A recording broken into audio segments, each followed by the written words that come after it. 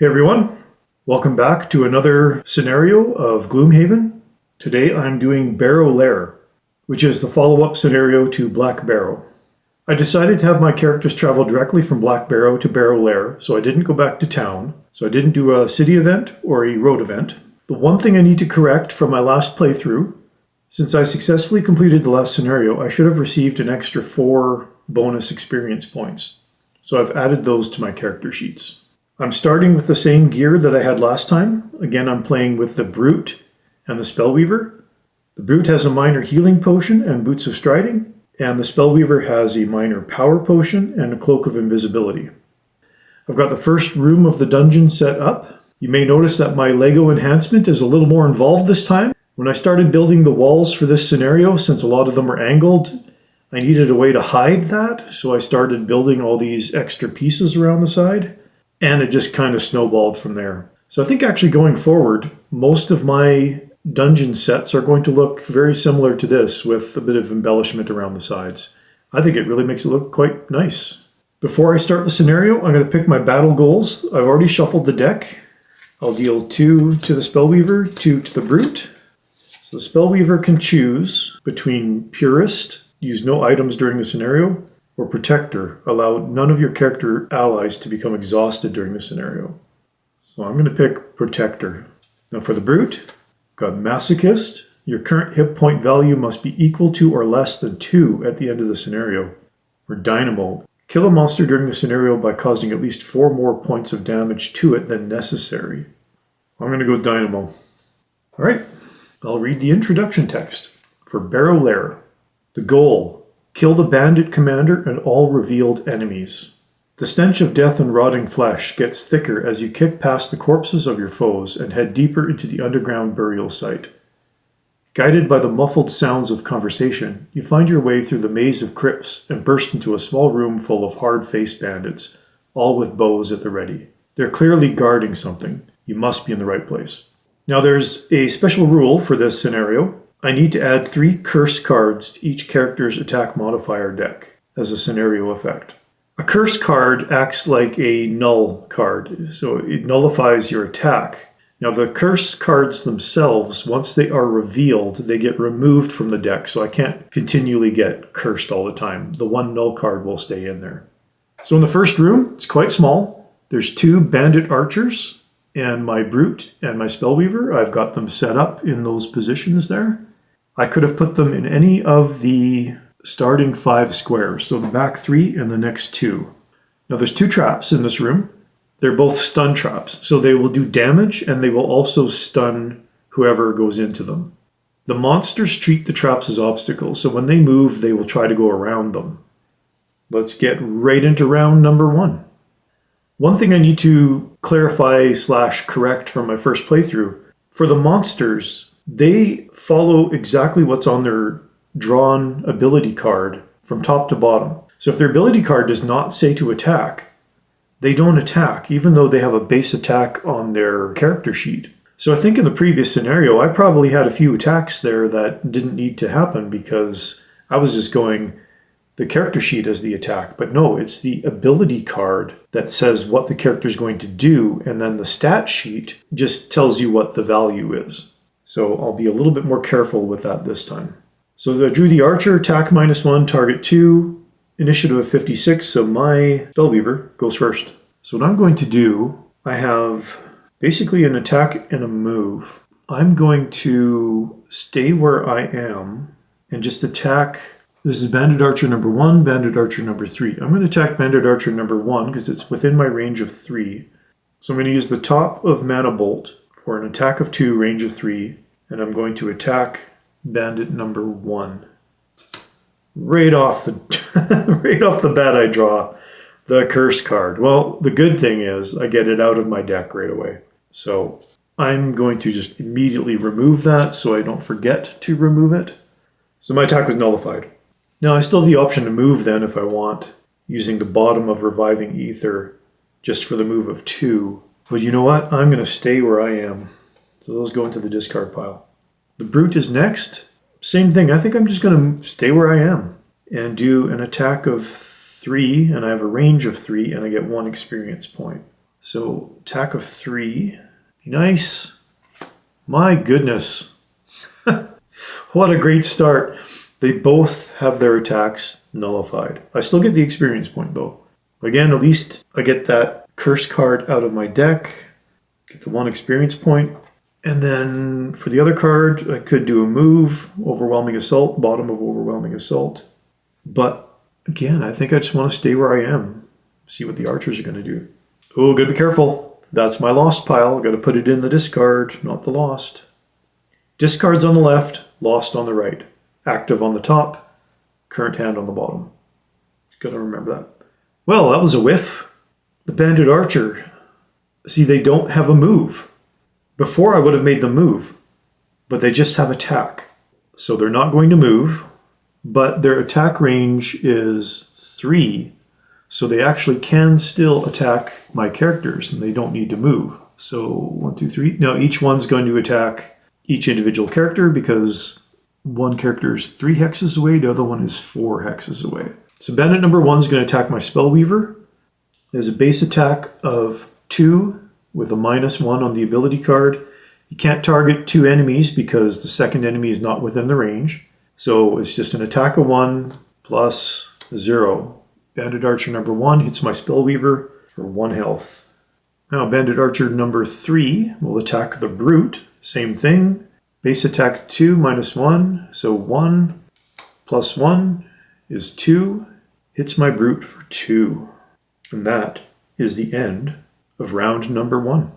That round went fairly smoothly, I guess. Round 2. I was hoping to get rid of one of the archers, but the archer goes first because it's got initiative of 31. So archer number 1 doesn't move. No bonus to the attack. Base attack is 2. The only one within range is the Spellweaver. Plus 0. Hits the Spellweaver for 2. Bandit Archer number 3. Going to attack the Brute. Same thing. Base attack of 2. And nullified. Thank goodness. So no damage to the Brute. Alright, Brute. Let's execute my strategy here. I'm going to use the bottom of Leaping Cleave to move 3 with a jump. Well, the jump doesn't really matter because I've got a clear path. And this is going to put, that's the other thing with the elements. The elements get applied after you activate the card, not before, after. So I'm going to move 3, and I'm going to go 1, 2, to this guy over here. So that is done. That puts the air element into the element table. I'm going to attack Bandit Archer number 1 with the top half of Trample. Attack of 3, Pierce of 2. There's no armor, so the Pierce doesn't matter. Be nice, be nice, be nice. Plus 1. Excellent! That's 4 hit points of damage. Bandit Archer only has a health of 4. I just wiped out Bandit Archer number 1. And put a coin. That is the end of the Brute's turn. Spellweaver. I'm going to use the bottom part of Impaling Eruption to move 2. 1, 2. Now I'm 2 hexes away from that archer, so I'm going to use the upper part of Frost Armor to attack for 2 with a range of 3. So attack for 2. Be nice, be nice, be nice. -1. Boo. Bandit Archer number 3 gets hit for 1 health, so he's down to 3. And that turn is done. So end of round 2. This goes to inactive. I have to shuffle this. Not too bad, I guess. It's just, I'm always worried since you lose a card every time you do a short rest or a long rest, there's definitely a limited number of turns you can take. And I get the impression, doesn't look like it now, but there's going to be a lot of enemies in this dungeon. Start of round number 3. Well, at the end of round 2, the air element goes down to waning. So far so good in terms of remembering to do stuff. So the Brute goes first. I'm going to use the bottom of Eye for an Eye for a move of 2, which I'm just going to move 1. Get next to the archer. And I'm going to use the upper part of Warding Strength for an attack of 3 with a push, but the push doesn't matter because he's next to a wall. So here we go. Attack of 3. Be nice, be nice. And I draw another freaking curse card. It's disappointing. But again, I can get rid of this card. And that is my turn. Ineffective. So Spellweaver. Well, I do have an attack of 3 with a range of 3, so I don't need to move. I can save my move to maybe open that door. Hopefully I'm lucky here. I'm going to use the upper part of Flame Strike for an attack of 3 with a range of 2. So the Banded Archer is within my range. Attack of 3. Come on, be good. Be good. +0. Thank goodness. So attack of 3. Banded Archer number 3 only has 3 health. That kills Banded Archer number 3. Excellent. Take her off the board. Put a token. Now I'm going to use the bottom half of Fire Orbs, and I can move up to 3. So let's just move 2 for now. 1, 2, and I'll open this door. And now that the door is open, this room gets revealed. In this room, there are 3 sarcophagus. Or sarcophagi? What's the plural of a sarcophagus? My Lego construction of a sarcophagus is rather rudimentary, but I'm limited in the space I have. So these are considered obstacles. You cannot go through them. You can jump over them though. We also have a bandit commander. I have him with an elite stand. That's just to remind me that he's a boss. He doesn't have normal or elite. He's just a boss. And he's here. And then there's one elite bandit archer next to him. Now I can choose what to do here. I think I've got 1 move left. Might as well get out of the doorway and push into the room here. So that is the end of my turn. And that is the end of the round. This goes to inactive. This goes to inactive. Right, end of round 3. I'm going to do a short rest with the Spellweaver, which means I have to lose one of these cards. I have 1, 2, 3, 4, 5, 6 cards. I'm going to roll a 6-sided die. 2. That card is now lost, and I gain the rest of them back into my hand. Brute doesn't need to do short rest. Oh, I forgot. Well, the short rest is still okay. The room has been revealed, and now that the room has been revealed, I have to draw a card for these characters. So we have Bandit Commander. He uses kind of a universal boss deck. So each one of these gets a card flipped over. And I have to read the text for this room. You open the door to a large crypt littered with coffins. At the back stands your quarry. He fits the description, but there is something previously unnoticed in his eyes, a dark, otherworldly force. Who are you to think you can interrupt the work of the Gloom? A dark energy engulfs his hands as he speaks. I will show you what you're dealing with. Now there's some special rules here. These 4 doors are considered locked and can only be opened by the Bandit Commander. The Bandit Commander also has an ability to summon other characters, which I haven't dealt with before, but we'll see how that goes. Now the boss's abilities, he has 2 special abilities, and they're determined by the card. So I drew special 1, so he's going to enact his special 1 ability. But the archer goes first. Archer is going to move. It's an elite archer. It has a base movement of 2. The move is +1. Oh, this isn't good. So it's going to move. It's going to focus on the Spellweaver and go 1, 2, because it just has to get into its range of 3. 1, 2, 3. And it's going to attack the Spellweaver with an attack of 3, -1, +0. So it's going to hit my Spellweaver for 2. Crikey. I'm down to 1 hit point already on the Spellweaver. Now the boss goes. The boss is special 1. So the boss's special 1 ability is he can jump to a door and open the door. And in doing so, I have to populate this room now. And in that room, ooh, I feel like I'm just going to get decimated here. 2 normal living corpses. And since I revealed them, I have to draw a card for them as well. Wow, these guys have a ton of health. And they hit for a ton too, 3. But they don't move very fast. So both of the living corpses are supposed to move, and they have a base movement of 1.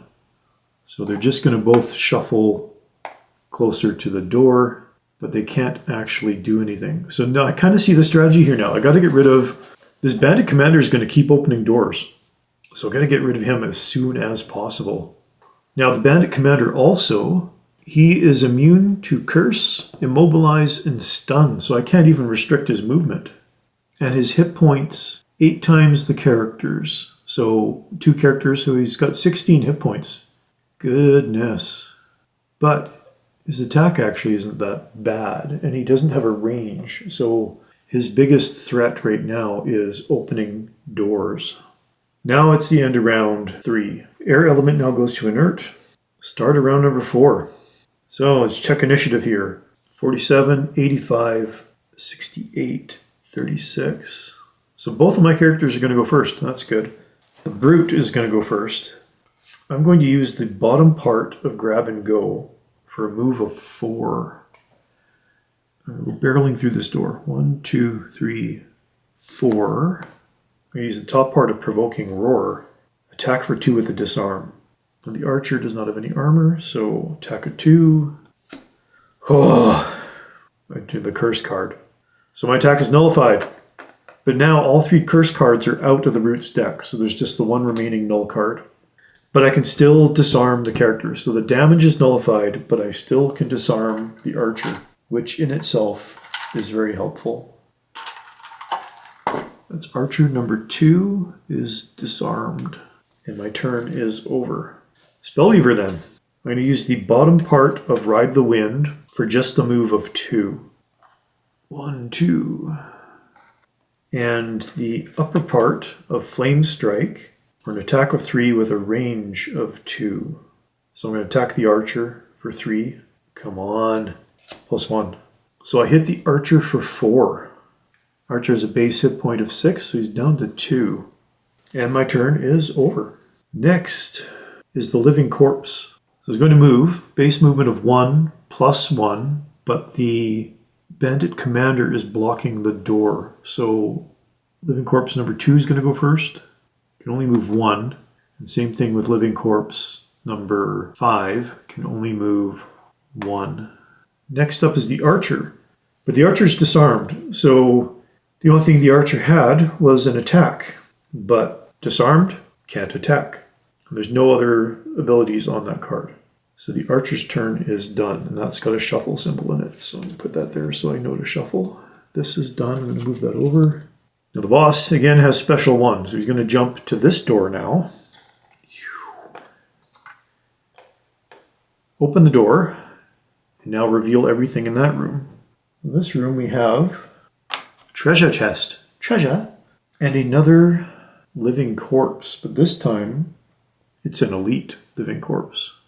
Now, I think I have to draw a separate card for that living corpse because it's a new room. Move 0, attack +1, and poison. Target all adjacent enemies. That poison's not great, but the good thing is it is nowhere near anybody. So it's just going to do a move of 1, which is its base amount. Oh, this thing's got 10 hit points. Wow. It's just going to move 1. And that is the end of round 4. Don't need to do a rest with the Spellweaver, but we got 2 cards left in my Brute's hand, so I'm going to do a short rest with the Brute. 1, 2, 3, 4, 5, 6, 7, 8 cards. Roll my 8-sided die. 2. That card is lost. These go back into my hand. Since the disarm was placed on the archer before the archer's turn, this can now get removed because it only lasts 1 turn. Start around number 5. Brute still has good health. Not only does this bandit commander open doors, it summons living bones. Or at least that's one of its abilities. I doubt I can kill the bandit commander before he opens the other 2 doors. But the sooner I get him out of play, the fewer monsters I'm going to have to deal with. So I think I'm going to get my Brute to try to chip down the health of the bandit commander. Alright, Spellweaver goes first. I'm going to use the upper part of Frost Armor for an attack of 2, range of 3. Now the bandit archer has 6 total health. 2 to kill him. Just to be sure, I'm going to use my minor power potion to add 1 attack. So attack of 2 +1. So attack of 3 -1. It's a good thing I used it. So this is gone now. I hit the bandit archer for 2. that is enough to kill the bandit archer. One less monster to worry about. So bandit archer is gone. And I believe there are no more bandit archers in the game, so I can remove the stat sheet and the ability cards. Move these down just so I can better see them. Still my turn. I'm going to use the bottom part of Mana Bolt to heal myself for 3. So I'm back up to 4. And now my turn is done. Next is the Brute. Brute's going to try to be a bit bold here. I'm using the bottom part of Leap and Cleave for a move of 3 with a jump. Don't really need the jump. But 1, 2, I'm going to move right to here. And I'm going to attack the Bandit Commander with an attack of 3 with a push. Push isn't going to really matter because his special ability allows him to travel instantaneously to the next door. So I'm just going to do the attack of 3 plus 1. So I hit the Bandit Commander for 4. He does not have any armor. Bandit Commander doesn't really have a number, so I can just put this anywhere. 1, 2, 3, 4. So his total health is 16. So he's down to 12. Still pretty high. And my turn is done. Next is the Living Corpses. So the Elite always goes first. And the ability card says move 0, attack plus 0. So its base movement is 1, so it's just going to shuffle forward 1 spot. Same thing for the other 2. Their base movement is 1, and both of them are just going to march a little bit closer. That's the only good thing about these guys is they're slow. I can maybe dance around them a bit. Now the boss's turn. The boss does his special 1 ability, which is again, open another door. So he's not going to jump all the way over here, open that door. And what do we have in that room? There's another Elite Living Corpse in that room. Not great. Now I'm going to draw an ability card for that guy. Does it use the same ability card or a new one? I'm going to say it's a new one. Space movement is only 1, so it's not going to move. And then, so it doesn't move, doesn't attack. That is the end of round number 5. When I used my move ability, that put the air element into play. But now that it's the end of the round, it goes to waning. Okay, that's all right. I'm not feeling totally overwhelmed yet. I kind of want that treasure chest now. I don't know what's in it, but the goal of the scenario is to defeat all the enemies. So I'm going to focus on that first. Start of round number 6, but the boss is going to go first. So the special 2 ability of the boss is to summon living bones. Now it's normal living bones, and the summon will always go an adjacent hex closest to the nearest enemy. So 1, 2, 3, 4, 1, 2, 3. That means living bones get summoned right here. Contrary to what happens when you open a room and the monsters always get a turn on that round, summoned monsters don't act on the turn that they're summoned. I'll still get the cards available so that it's here for when I need them, but the living bones does not get a turn. Living bones, high health but low attack, and they can target 2. Not the end of the world, I guess. That's the end of the boss's turn then. Well now, who's next? It will be the Spellweaver. I'm going to use the bottom part of Freezing Nova just for the movement of 2, but I'm only going to move 1 to here. I'm going to use the upper part of Fire Orbs. Attack 3, range of 3, target 3. I'm going to target both the Living Bones and the Bandit Commander. I'm going to try the Bandit Commander first. Attack of 3, be good. Plus 0, that's okay. So 3 health to the Bandit Commander. That puts him up to 7 damage. There's 4 there, so 5. I'll take these 2 away. He's up to 7. That's all right. And again, and then now we got to attack the Living Bones. Attack of 3. Well, I'm glad I did the Commander first because I just drew a null or a curse card. So the Living Bones attack is nullified. That goes to inactive. I get 1 experience point for each enemy that I targeted. Experience is always good. And my turn is done. Next up are Living Corpses. They have base movement of 1, no movement modifier, so they're just going to move 1. Elite goes first. He's now in attack range of the Brute. His base attack is 3. No attack modifier. -1. Yay. So he's going to hit the brute for 2. Now the other 2 normal living corpses, they can't get close and... Oh, they can. So this living corpse then... This living corpse is going to move to here and attack the brute. Again, base attack of 3. Ooh, ouch. Ouch, ouch, ouch. It's going to hit the brute for 4. Down to 2 hit points. Then the other living corpse is just going to shamble 1 over. The monster's turns are done. Now it's the brute's turn. Well, so for the brute, I'm going to use the bottom part of grab and go for the movement of 4.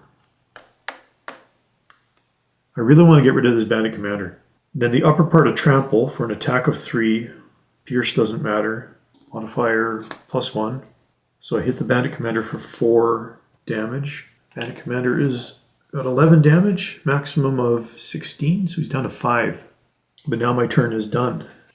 But I'm going to use my minor healing potion to heal myself for 3, because now I'm kind of surrounded by enemies. So that is gone. Well, I don't know. I'm low on health. I think I'm going to have to start burning cards to get rid of these monsters. If I get rid of the bandit commander, then I just have to chip away at the remaining monsters. So Spellweaver needs to do a short rest because I only have 1 card. So we got here 1, 2, 3, 4, 5, 6 cards. 6. I'm going to lose the 6th card down. That's lost. Brute, I still have all my cards, most of my cards. I don't need to do a short rest. Anything else I need to do? No tokens to be removed. That should be it. Start around 7. Alright, I think I have my strategy here. I've picked cards for my characters that have a very low initiative. 15 for the brute, 20 for the spellweaver. Because I want to go first. I really want to go first. Initiative of 45. So I do go first. And that's great. And the brute goes first. I'm using the upper part of Shield Bash, which means I'm going to lose the card. For an attack of 4, I can't stun the bandit commander, but I just want to attack a 4 and hope. This is a good card. +0. Well, it's not a horrible card. So I hit the bandit commander for 4. He's now 15 damage on the bandit commander. He's only got 1 hit point left. That means I can use, so I lose that card. So I'm just going to leave it up for the initiative, just in case I need to break a tie somewhere. And for the bottom part of Sweeping Blow, I can move 3, push 1. I don't really want to do that. I don't want to push anybody. Now I read up in the rules, the push and the pull actions are optional. So I could do the move of 3 and not do the push. And I think that's what I'm going to do. I'm just going to move 3, and I want to move 1, 2, 3 to be over here by the door. So turn is done. Now I'm going to lose that card. This one goes in my discard. Spellweaver's next. Again, I'm going to lose the card if I do this, but I really want to get rid of the bandit commander. So attack of 3, range of 4. Additionally, target all enemies on the path to the primary target. So the primary target is the bandit commander. 1, 2, 3. Attacking the bandit commander for a base attack of 3. So as long as this is not a null or a curse or something, I should be able to get him. +0. Yes! Victory! So I hit the bandit commander for 3. He only has 1 health left. Bandit commander is gone. That is awesome. Bye-bye, bandit commander. Now I still have to attack the living bones. So what that means now is these 5 monsters are the last 5 monsters. I can't open that door because it's locked. Only the bandit commander could open that door. So if I clear the monsters, I win the scenario. Which means I'm going to try to get that treasure chest and loot as much as I can. First, living bones. It was my secondary target on the path to the other target. So again, attack of 3. -2. Well, I'm glad that card came up here and not on the commander, although I still would have got the commander. -2, okay. So living bones number 1 has 1 damage. Now I lose that card. This one goes into my discard. I'm going to turn this up. I still have 5 monsters to deal with, though. Living Bones is going to go first. Living Bones can attack 2 targets. So I think what I'm going to do, it's still my Spellweaver's turn, technically, since that Living Bones can attack 2 targets and it's within range. Though its attack is minor. Still, I'm going to use my Cloak of Invisibility to turn myself invisible. Why not? That gives me some options, I think. So I am invisible. This will last until the end of round 8. Okay, now it's the Living Bones' turn. Base movement of 2. Spellweaver's invisible. So Living Bones has 2 equal hexes it could get to. Normally, if my Spellweaver was not invisible, it would want to go here so that it could attack both targets. But now that he's invisible, he's got an equal path of where to go. So I'm going to go roll a die, 1 to 2, he goes to that hex, 3 to 4, he goes to that one. 4, so he's still going to move there. And he's going to attack my Brute with a base attack of 1. Null. So the monster whiffs. That's great. Living Corpse now, and there are a lot of them. The elites are going to go first. Base movement of 1, plus 1 on the ability card. And we'll do them in order of the numbers on their standees. So Living Corpse number 3 is going to go first. Target the Brute. 1, 2. Elite Living Corpse number 6. 1, 2. Oh, I put this token on the wrong thing. Living Bones took the 1 damage. That's over here. Now, these 2 normal Living Corpses, same thing. They have a move of 2. 1, 2. And this one's going to go 1, 2, because that technically gets him closer. Starting to get surrounded. But that is the end of round 7. 5 monsters, and the Living Corpses have brutally high health. I think the strategy here is going to be to get rid of the 2 normal Living Corpses first, because they have half as much health, but they have the same attack. Spellweaver, plenty of cards. Brute. Yeah, I'll do a short rest on the Brute. So I need to lose 1, 2, 3, 4. I've got 5 cards. I'll roll a 6-sided die for this. 4. 1, 2, 3. That card is lost. Don't even know what it is. Start around number 8. Spellweaver goes first. So I'm going to use the upper part of Freezing Nova for an attack of 2 and immobilize on the Living Bones. Attack of 2, plus 1. I hit the Living Bones for 3. And I immobilize the Living Bones, which might not matter if the Brute can take care of the Living Bones. But we'll put it there anyway. Then I'm going to use the bottom part of Mana Bolt to heal the Brute for 3. Heal 3, range 1. Heal the Brute for 3. And that is the end of my turn for the Spellweaver. But I'm still invisible. Well, hang on here. It's to the end of my turn, not the end of the round. Well, that changes things. Okay, I think I can still salvage this. So technically, the invisible gets removed at the end of my Spellweaver's turn, so she is no longer invisible. I was kind of counting on her being invisible. The Brute can be a bit of a saving grace here, I think. Because what I want to do is, and I'm going to lose a card if I do this, if I use the bottom part of Trample, move 4 with a jump, target all enemies moved through. 1, 2, 3, 4. Haha. But if I use my Boots of Striding, I can get 6 movement. I'm going to go ahead and do that. Bottom part of Trample for move 4, using my Boots of Striding, which I can turn sideways here. So I can move 6. Attack 2, target all enemies move through. So I'm going to go 1, 2, 3. And we'll attack Living Corpse number 2 for a base attack of 3 plus 1 for 4. So Living Corpse number 2 took 4 health of damage. That's great. Now 5 gets me to there. Hang on here. 1, 2, 3, no, 4 gets me to there. So I'm attacking Living Corpse number 5. Base attack of 3, minus 1. So living corpse number 5 takes 2 damage. And then 5, 6, I'm going to move to there. I moved through the elite living corpse number 3. Attack of 3, +1. So I hit that one for 4. Well, that's pretty good. I'm using the upper part of eye for an eye for it to retaliate. And this is persistent. Gain 1 experience each time you retaliate this round. So that's a persistent effect. Leave that up there. To finish the bottom of Trample, I got 2 experience points for using the card. And I lose the card. So it's gone now. And that is the end of my character's turns. Next up is the Living Bones. Not going to move, well, it can't move, it's immobilized.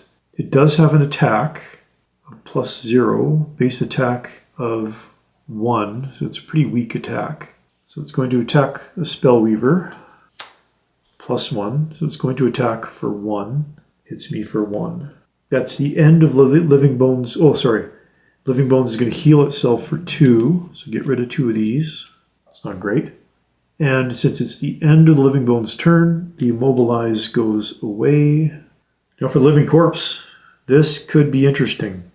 Bonus to movement, muddle and immobilize. So at least, so it doesn't actually attack. It just muddles and immobilizes.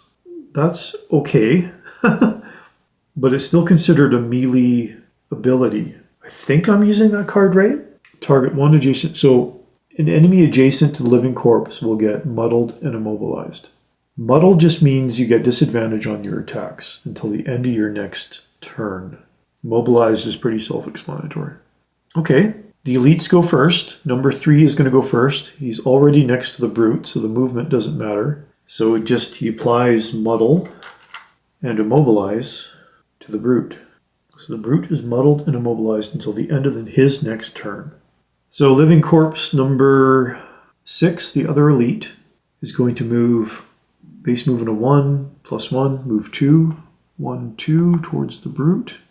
Living Corpse number 2 is next, going to move 1 to get next to the Spellweaver, and then again, muddle and immobilize.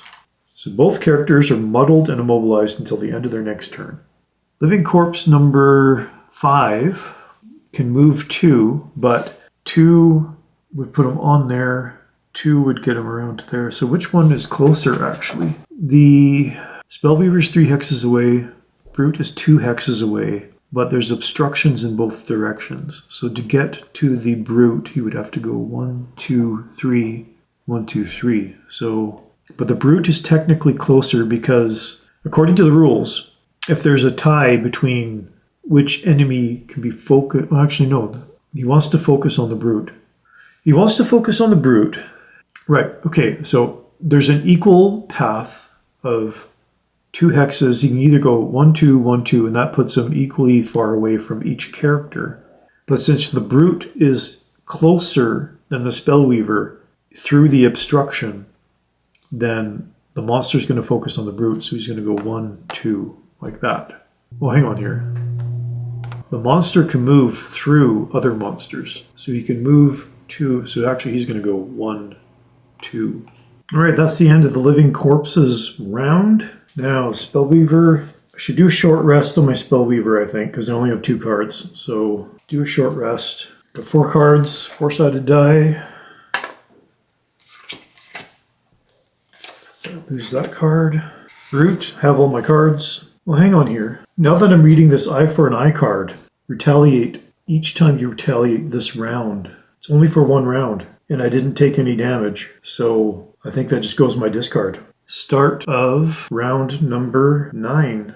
I am surrounded by enemies. They're both muddled and immobilized, so don't expect much out of this round. I've got a lot of the Living Corpses, though, are low on health, and they're all around the Brute. So I'm going to start with the Brute then. I do have an attack that'll attack multiple enemies. So I can't move, so don't worry about any movement cards, which most of them are. So I'm really just going to have to go nuts and do some attacking. All right, pick my cards. I have initiative of 10 for the Brute and 20 for the Spellweaver. Let's see what the Living Corpse has got. Didn't think there'd be a card this good for me. Living Corpse is +1 to movement, but the Living Corpse just suffers 1 damage. That's odd for a card. Living Bones. Move +1, attack -1. But both of my characters go first.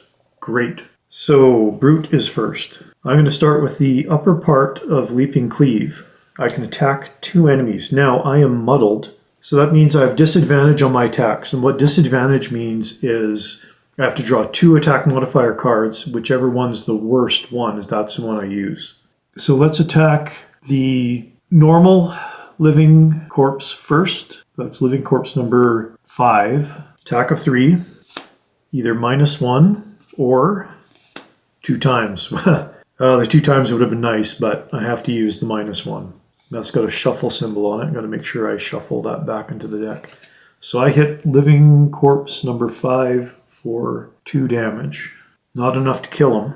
Now my second attack on Living Corpse number 3. Base attack of 3, +0, -1. So I got to use -1. So I attack Living Corpse number 3 for 2 damage. That gives him up to 6 damage, so I've got to take those off. Still has 4 left on that one because he's an elite. I got 1 experience point for using the card. That was the upper part of Leaping Cleave. Then the bottom part of Provoking Roar, I would use it just for the 2 movement, but I can't move, so just discard it. Spellweaver now. I'm surrounded by enemies, but so is the Brute. I do have an attack of 2 with a range of 3. 1, 2. So I could 1, 2, 3. I could attack both of those Living Corpses. Oh, and before I forget, Brute is now no longer muddled or immobilized because it's the end of his turn. For Spellweaver, I'm going to use the bottom part of Frost Armor. On the next 2 sources of damage to you, suffer no damage instead. That puts the Frost element into play. And I got to put a token on here. So the next time I take damage, I move that over. And then I move it over and then I discard the card. Okay. That's the bottom part of Frost Armor. So now I'm going to use the upper part. I'm going to lose this card, but I think it's worth it to do it.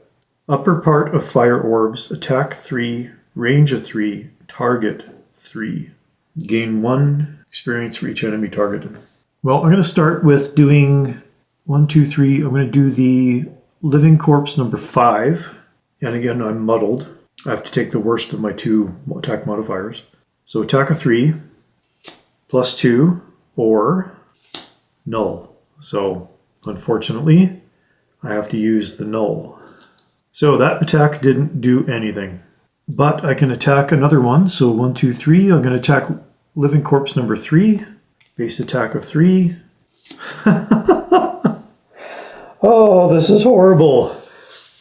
Well, I still draw 2 cards just to be sure, but nothing's going to be worse than the null card.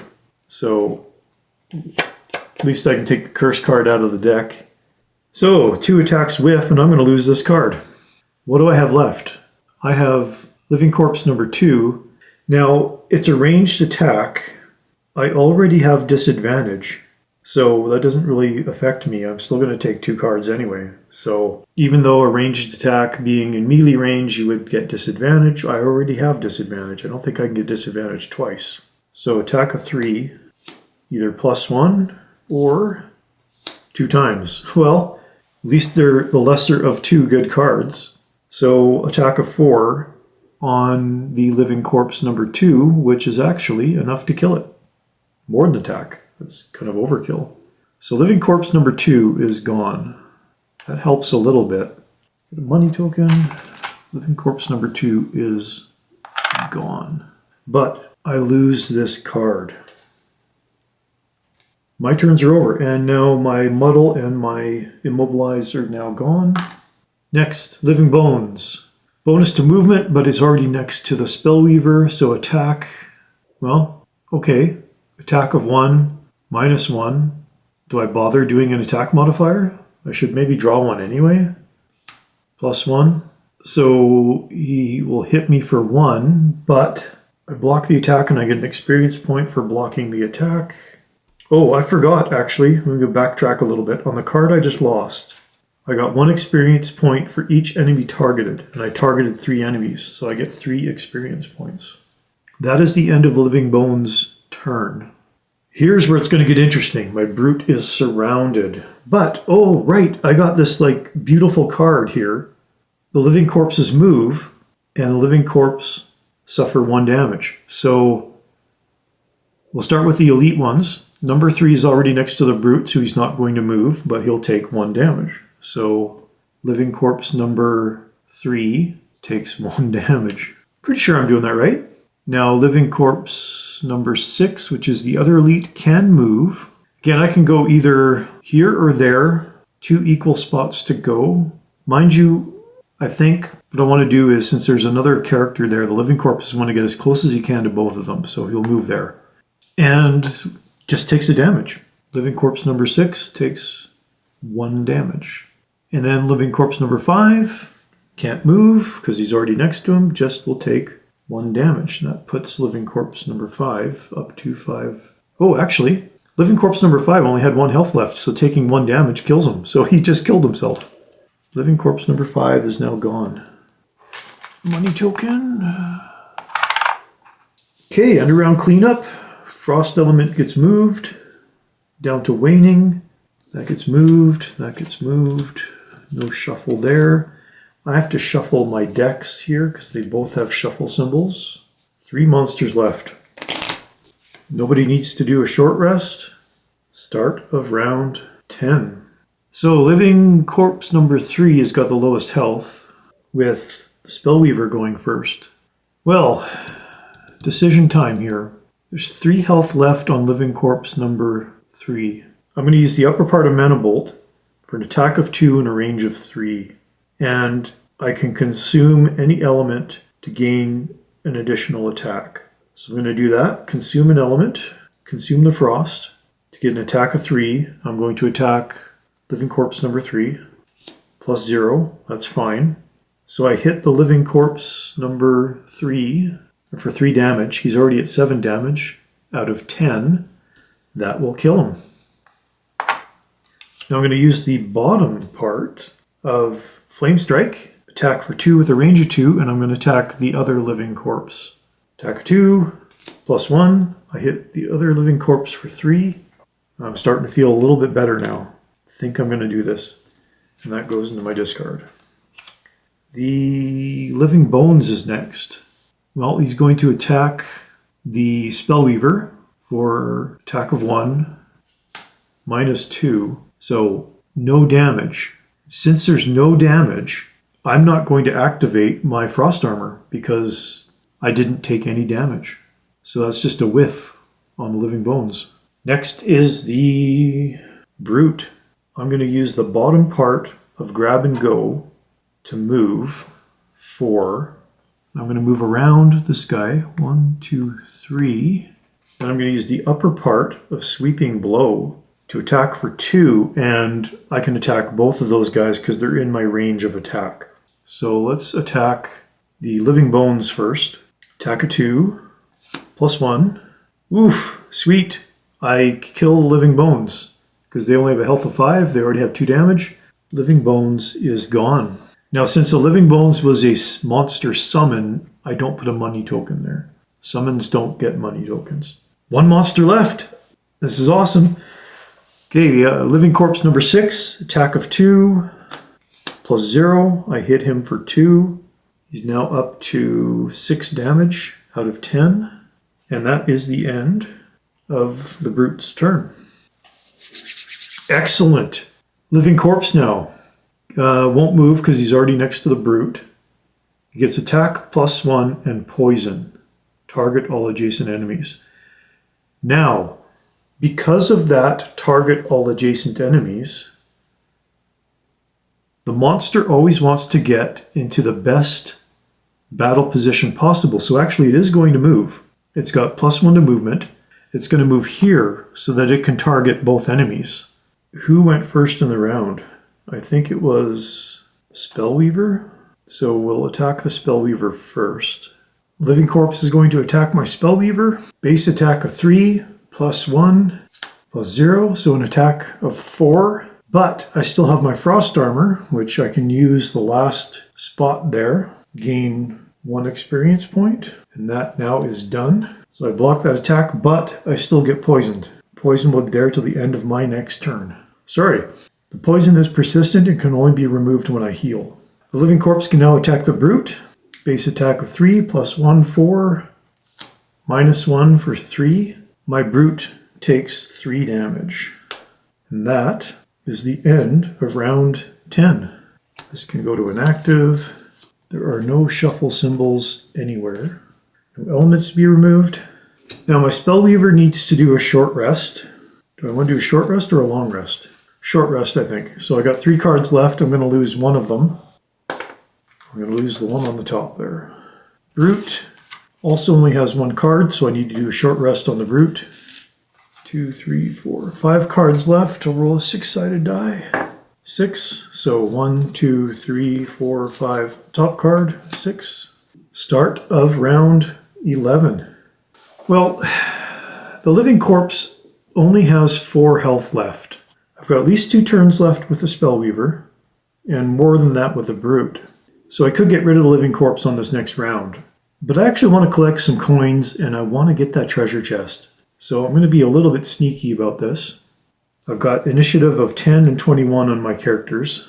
The living bones are now gone, so I'm going to get rid of these just to get them out of here.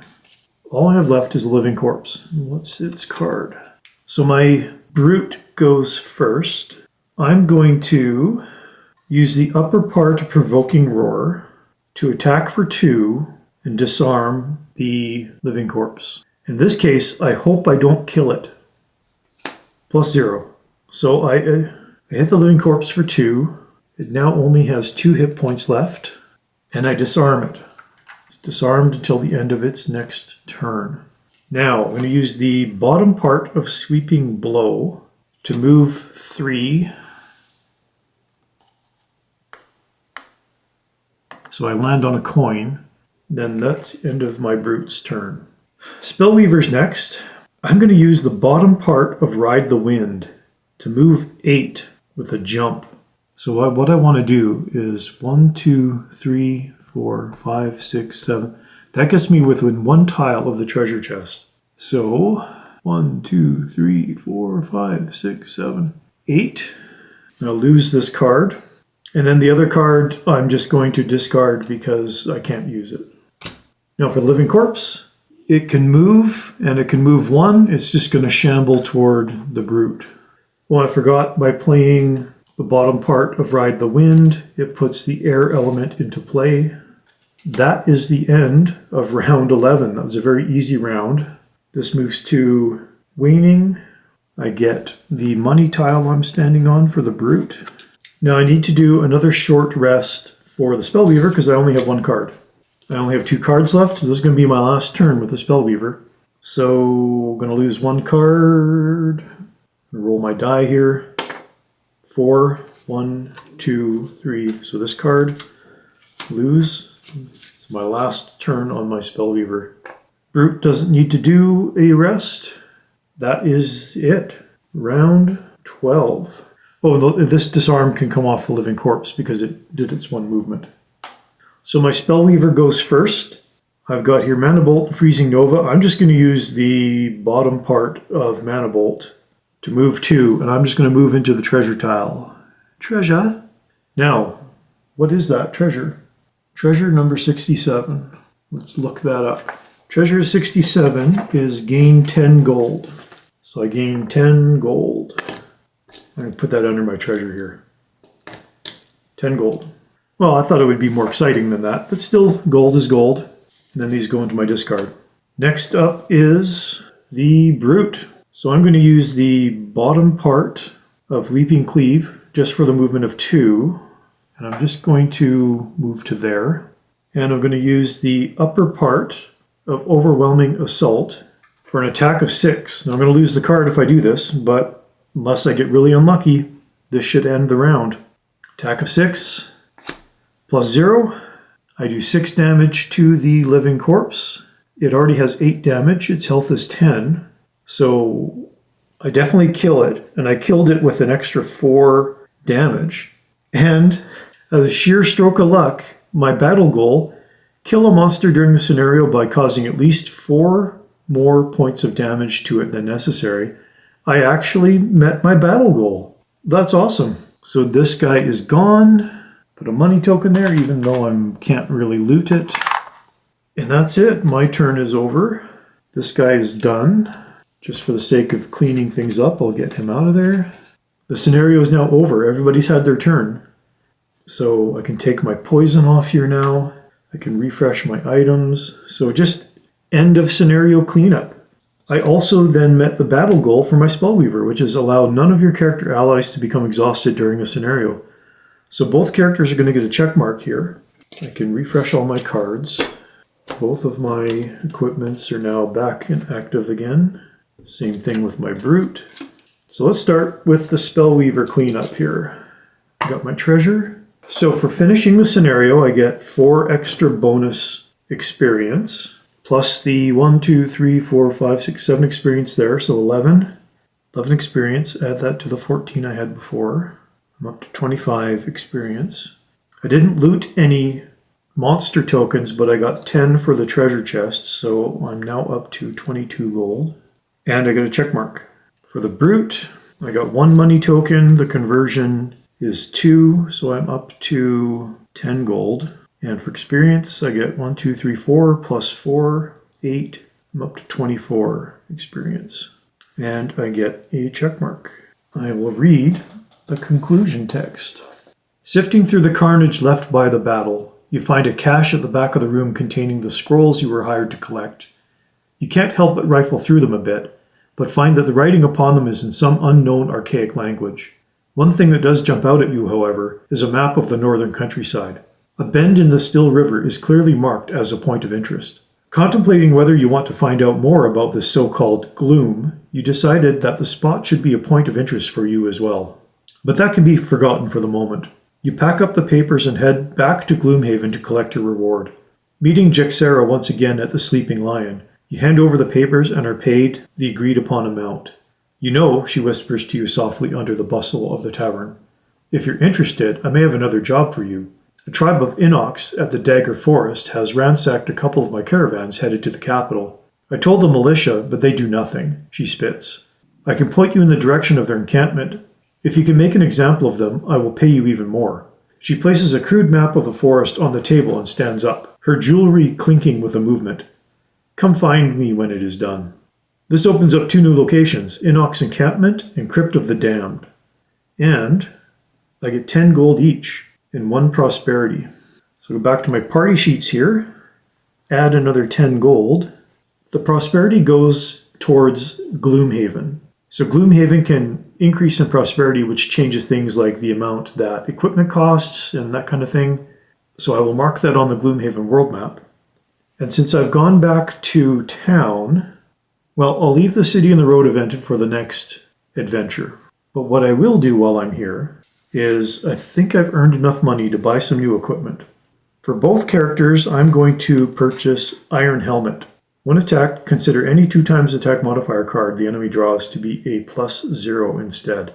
What's good about this then is that it would avoid like really big burst damage that might kill the character. So I'm definitely going to purchase this. So both characters then, I'm going to take that 10 gold I earned back off. Add that to their equipment pool. And that's it. I'm done buying equipment. So I have a choice. I could either do the Inox Encampment or Crypt of the Damned. So let's roll my 4-sided die. 1 or 2 will go to Crypt of the Damned. 3 or 4 will go to Inox Encampment. It's 1. We'll go to Crypt of the Damned. We'll eventually have to do the other one anyway, but I wanted that to just be a random choice. Well, that's it for this video. A successful completion of the Barrow Lair scenario. I got the treasure. I can't loot that treasure again. I could play this scenario again if I wanted to. I wouldn't be able to loot the treasure again. But any scenario can be played multiple times if you want to just gain the golden experience. I'm going to wait and just see how the game goes. Maybe in the later stages I might have to do that just to level up my character. But right now I think I'm doing okay. So we'll call this one done. In the next video, I'll start off by doing a city event, and then we'll do a road event on the way to the Crypt of the Damned, and we'll continue our adventure. Thank you so much for watching. I'll see you next time.